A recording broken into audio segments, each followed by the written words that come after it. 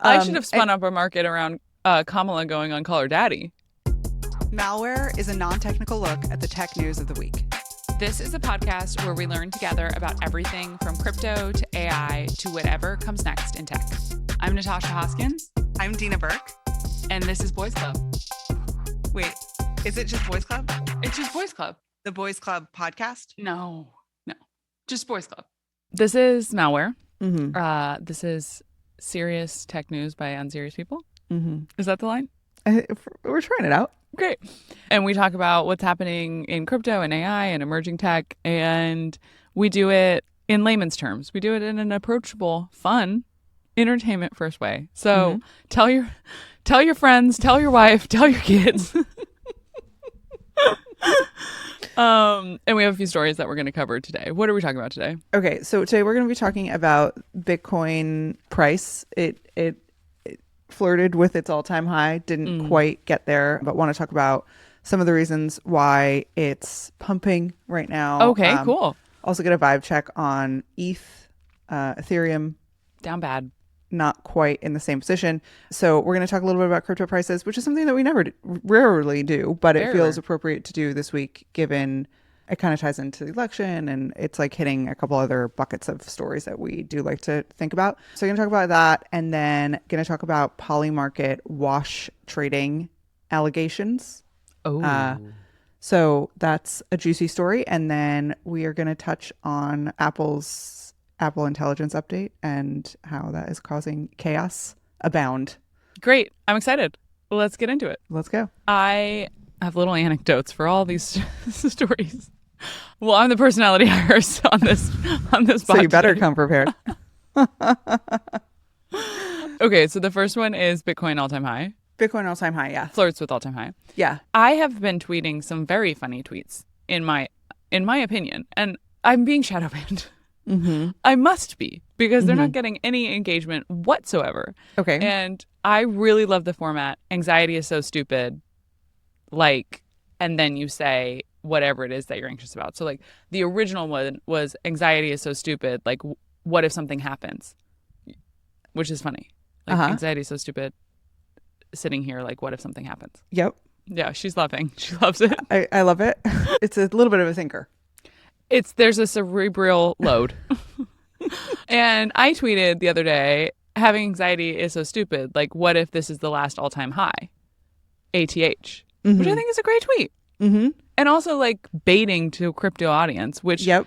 sometimes I just decide to do because I'm like, I need to give the people what they want. You need to kiss the ring. Exactly. No engagement. None. No engagement. What's going on? Do you know? What do I do?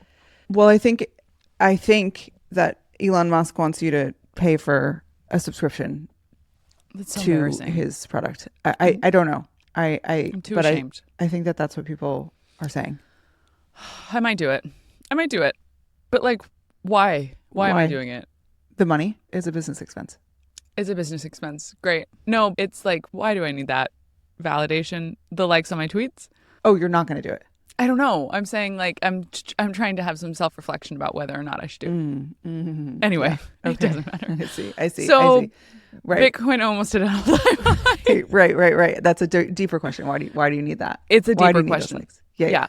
But I feel like I've really had writer's block around tweeting. Like I just have had no tweets in me. Yeah. And then the other day I started tweeting and I was like, it's fun when it's flowing. When the heart chakra is open. When the heart chakra is open, it's a great time. Tap in. Yeah. So anyway, if you see a new little blue icon next to my name, just know that I was in turmoil about whether or not to do it. So talk to me. Okay. Bitcoin.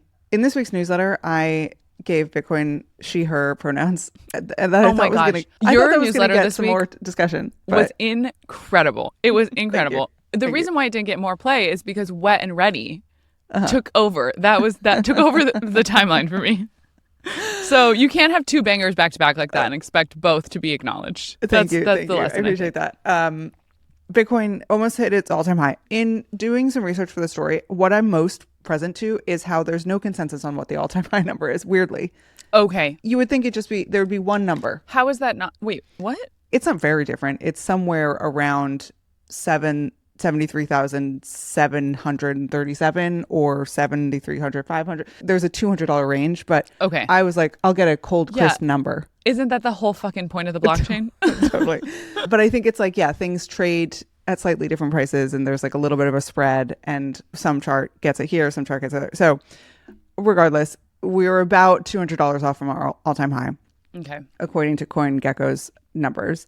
The all-time high was marked in March 2024. So it was fairly recently that we were there. And it is up 8% on the week. So it was an 8% rise in 1 week for Bitcoin, which is huge.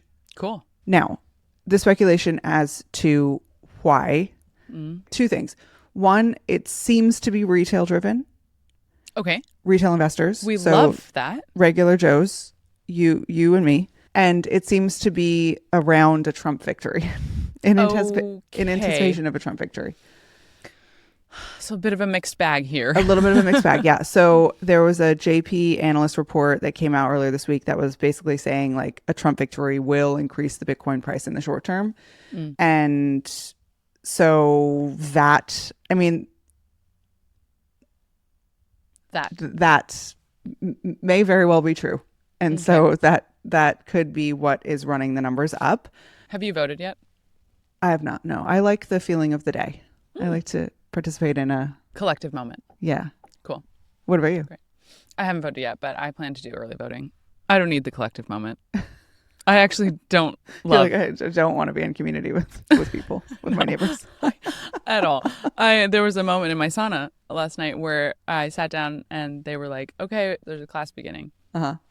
And I was like with somebody and I was like, do we want to do the class? Do we not want to do the class? And we're like, oh, let's just do the class. And the whole time it's supposed to be relaxing. And I am thinking about everybody's experience and the teacher. Yeah. And the emotional labor of this collective moment. And I was just like, what the fuck is wrong with me? I'm literally in the most relaxing place on earth. And I'm like, how's everybody doing? Everybody okay? I have been faced with that exact choice in that exact location for that exact class before with Dave. And we both were like, no, we don't want to. So you like the collective experience of voting, but not the collective experience of sauna. Yeah, it's just like a nice walk. That's nice. Yeah, you get your button or sticker. It's totally. I haven't voted yet. That said, in the analyst report, he called it something called a debasement trade. Okay. And I did not know what that was. So I took to No Dumb Questions in the Boys Club Discord and I said, does anyone know what this means? What's a debasement trade? And Michelle, who works in TradFi and always comes through on my TradFi questions. Yeah, she's there. She's right there. She ready. Said debasement trade means it's betting on the lowering value of USD over time.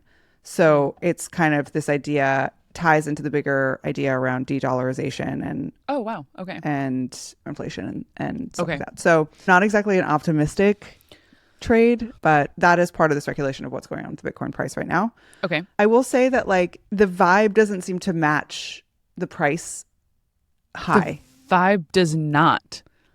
Hence why my tweet didn't perform. Exactly. That's I was expecting, I don't know, we're in a few group chats together that are like not Boys Club related, that are about crypto and very quiet around it. The timeline, very quiet around it. Like it's just, there's not a lot of excitement. Not a lot of excitement. You could say that we're not really in Bitcoin circles. We're not in Bitcoin circles, but I do get some ancillary stuff and I haven't really been getting much ancillary stuff. No laser eyes, this, that, and that's not happening this time around. And I'm not quite sure why, if it is retail that's driving this price action. It might be the fact that ETH is not moving up. And so there's this tension because most of our world is a .eth moment that it's not coming together in the same way in the collective excitement around it. Yeah, perfect segue to the next part of the story, which is Ethereum. I'm a pro. Is not there. What's the price of Ethereum right now? I don't even let myself look anymore. So it was sitting around $2,500. Wow, look at me. $2,575 today. The all-time high is 4,700. Oh, I know. That's what I bought it at. That's what you bought it at? No, I think I bought it at like 39. Amazing. Yeah.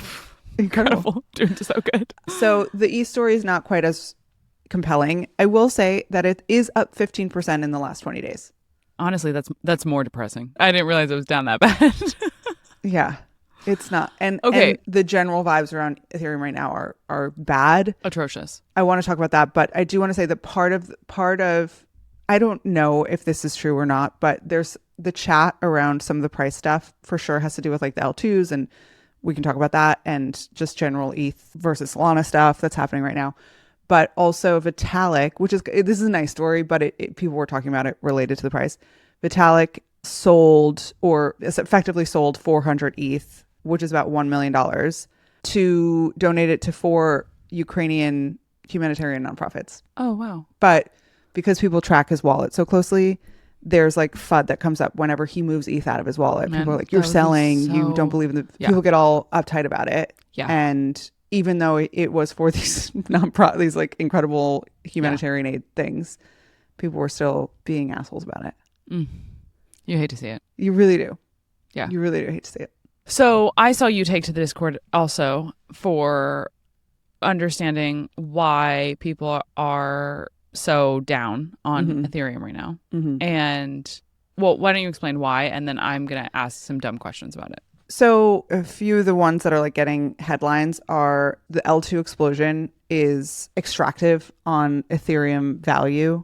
We've seen a lot of L2s launch recently. We don't have to name any names, but people are saying that splinters Ethereum's value across all these different chains and fragments liquidity and fragments action and stuff like that. So that's one big narrative. And then the second one is Solana dominance, where people are like, it's a better place to be building. There's more energy. It's super cheap. It's all consolidated into this one chain. It's not like you have all these different things that are happening everywhere on all these different sub chains. So I think that's kind of the other part of the story. Okay. 2 things that I don't understand about it. One is that how can all of these L2s that are built on top of Ethereum not increase the value of like the foundational blockchain that they're all working from? That just doesn't make sense to me. I would love for someone to come on and explain why that is. Because you would think that it would, that like it's not splintering value, it's increasing value because you're building on top of it. But I'm sure someone somewhere knows why. And then the second thing is, why is the price of Solana not going up faster if everybody's like, that's the chain that's going to win? Because I've also bought some Solana and it's also not going up. So let us just pray that it starts moving, you know? Yeah. So those are my 2 very basic questions. So come on down, slide into the DMs if you have answers, you know? Great. Totally. I would love to know. Last part of the story here, just on like money and stocks and crypto and that category of interest. Meta had their earnings call. There was actually a bunch of earnings call this past week. I saw these. And Meta and Microsoft both had really great earnings calls, beat estimates on sort of where they were going to be financially. But yesterday, both of their Meta and Microsoft's stocks both slipped because basically in the earnings call, though they beat estimates, they were basically like, we gotta spend a ton of money on AI infrastructure and R&D. Oh. And it's like a blank check. Wow. Write it out to cash. Yeah. And they're just like, we have to just keep spending. Yeah. And investors don't like to hear that. And so both their stocks slipped. And that's what my bank account feels like right now. It's like, we just have to keep spending. It's time for a more open, inclusive, and transparent financial system. A system that serves nearly everyone, everywhere, all the time. That's why we love today's sponsor, Kraken. Kraken is a crypto platform that provides a super simple on-ramp to the world of crypto with a 24/7 support team. Crypto transcends physical and imaginary borders. No matter where you are, you can send funds easily and quickly to almost any part of the world. Plus, forget about waiting times and waiting lines. You can send, receive, and trade crypto anywhere near instantly. Visit kraken.com/boys club. Not investment advice. Crypto trading involves risk of loss and is offered to U.S. customers through Payward Interactive Inc. No third-party transfers available. Okay, let's move to PolyMarket.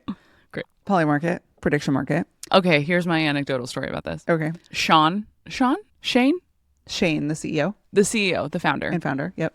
26. Yes, he's young. I've never met him, but I was walking down the street the other day and in Soho, and someone was walking towards me. And I was like, how do I know that person?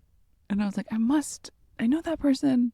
Is that a do I know that person because they're a celebrity? Do I know that person because I met them somewhere? And then as he was passing me, I was like, oh, that's the PolyMarket guy. And then the moment had passed, but there was a part of me that I should have been like, oh my God, PolyMarket. But then I thought, this 26-year-old does not need some woman on the street being like, you're the founder of PolyMarket. I'm sure he would have been so happy. I'm sure to hear from you. But on that, there's not a doubt in my mind that he would have been pumped about it. Well, you mean he doesn't need it? He doesn't need that. He doesn't need that for his ego. He doesn't need that for his ego. Certainly, I think not. It was actually like a service to him that Certainly I didn't. Was yes, I see your point now. Yes.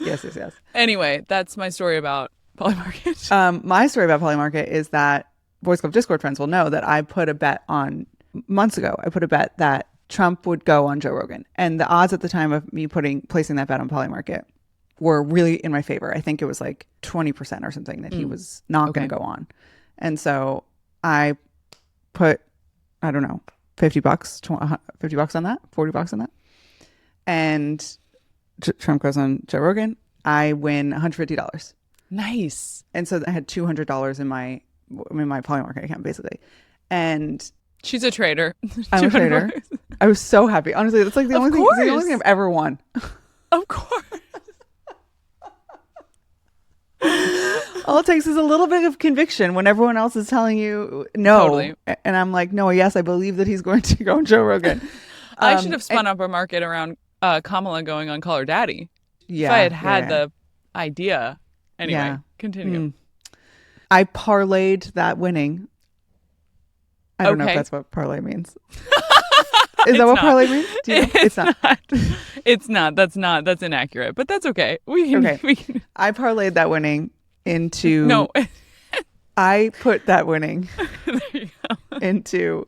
So Kamala's odds to win the presidency have been bad, which is what we're going to talk about today. There has been a turn in the story today, I think, this morning, in Kamala's favor. But basically, for the last week, Donald Trump's percentage on PolyMarket is like 65, 69%, like really, really high.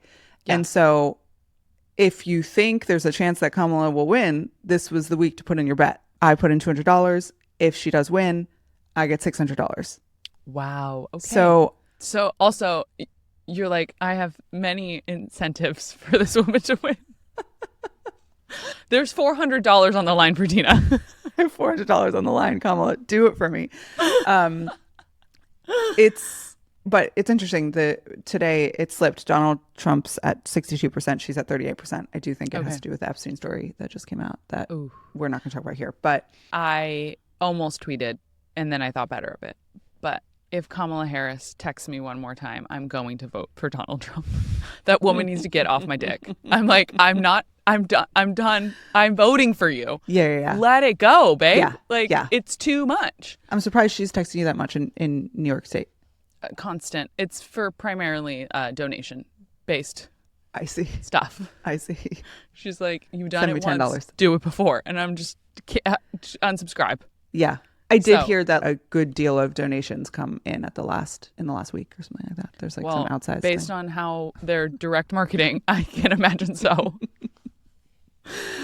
Okay, so PolyMarket, whatever, he's at 62% today. He's been at 69%. And it has very much been in the zeitgeist of this election. People are talking about it all the time. Elon Musk is talking about it all the time. People are using it as a proxy for polls. That is an inaccurate thing to do. People should not be doing it. PC. It does not reflect people's intention to vote. If you've ever tried to place a bet on PolyMarket, you will know that it does not reflect the average person. You fire up the VPN. Exactly. You bridge to Polygon. The fact that CNN is like, this is a place where we're like actually learning about what people want is a crazy thing to be doing. Yeah. Some people would say to that point, it's not a poll, but it's actually even more accurate than a poll because people are putting their skin in the game and people are putting their money on who they think is going to win. But to me, I'm like, that's exactly why it's less accurate because they're just saying who they think is going to win. It doesn't reflect any intention to vote. And so I get that it's an interesting signal to look at for sure. I think I've been looking at it basically every day. I think it's really interesting. But It's not Bible. It's a signal. And not to say that I think any of the Gallup polls are accurate either. I think those are just interesting signals too. But people have been like, it's the truth. Totally. Which is crazy. It's a crazy thing. Which is a crazy thing to do. Yeah. Okay, so there's a couple of things that have happened with PolyMarket lately. The first thing that got news this week is basically there's been 2 separate investigations by 2 separate crypto firms that found that there was significant wash trading on the platform. Wash trading is basically when it can take a lot of different forms, but one form is like an investor sells and then immediately buys the same crypto asset, or that they send stuff to a wallet that they also own. Okay.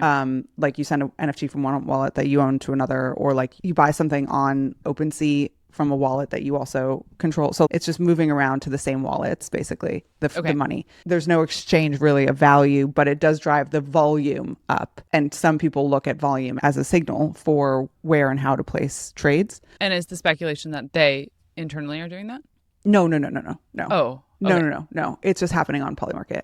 Okay. It's basically just like people are using this as a place that people are wash trading. I see. On PolyMarket. Okay.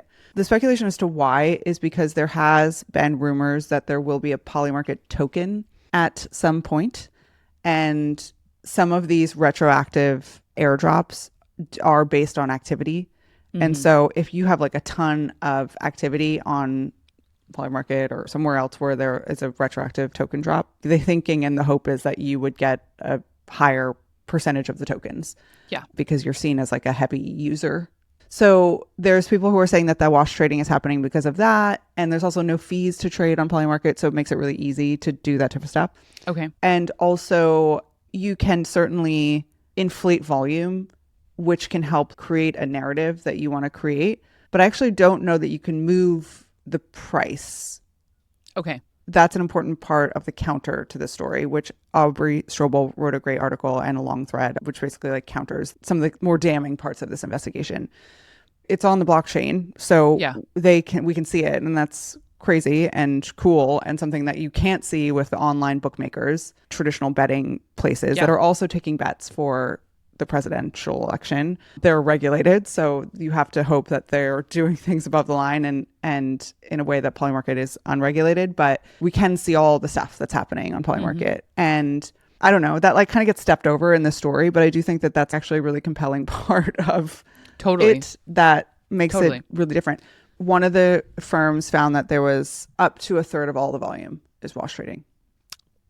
Wow. That's a lot. It's a lot. Of the volume. It's a lot of the volume. Now, there was another story that came out a couple of weeks ago that was basically did the same thing where they looked at like all the data and they were like, there's a few whales here that are responsible for a lot of activity on the presidential market in particular.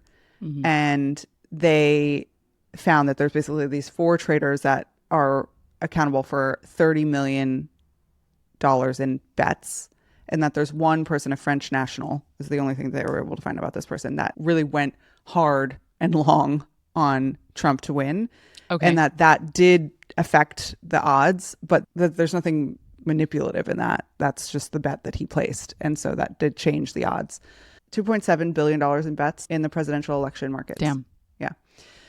So that's all happening. And that's been used for people to freak out about PolyMarket and say like everyone who's using the PolyMarket as like a proxy for polls and for Donald Trump's dominance, like shame on you, basically. They're using it as a way to discredit the platform and therefore discredit the authority as a data point that's stronger than the polls around who's going to win. Exactly. Because it's a bad narrative, because right now Donald Trump is winning if you look at PolyMarket. Yeah. Which, in my opinion, just stop talking about PolyMarket. You're legitimizing it by giving air to this as like a smoking gun gotcha on PolyMarket, because it's just like, you should just say like, yeah, this is Vegas. This is Las Vegas on the internet. Like, that's my opinion. That's my opinion.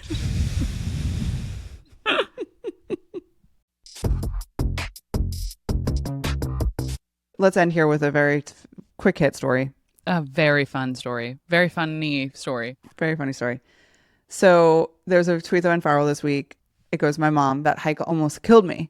And then it's a screenshot of a Apple Apple's AI summary, and it says attempted suicide but recovered and hiked in Redlands, Palm Springs. So funny. So there's a new Apple Intelligence was released on the latest iOS update, and it is doing the honor of summarizing some notifications. It summarizes iMessage notifications. I've seen a lot of really funny Ring notifications that it's summarizing, Slack notifications that it's summarizing in your home screen. Mm-hmm. And it's getting it wrong hilariously. It's so funny. It reminds me of when Google's AI summary was happening and it was taking all of the Reddit threads and then saying like, how do you cook a pizza? And it's like, you add 2 tablespoons of Elmer's glue. And it has the same energy of just like, man, these bullshit machines really can pump it out when they're left to their own devices. Totally. And the like nuance of humanity is totally lost. Yes, exactly. Like humor, sarcasm, all of that is like just flattened completely. Totally. Like an LLM that looked at all of my text messages and all of the output that I put onto any written form on my phone, it would red flags everywhere. Totally. So there's a subreddit that's spun up, AppleIntelligenceFail. Really funny stuff. I'll link it in the show notes. And it just has all the hits on where AI has gotten it wrong. And you love to see it weirdly. I don't know why, but it's so fun and satisfying to read. 100%. 100%. Okay. That's this week in tech. Thanks for listening.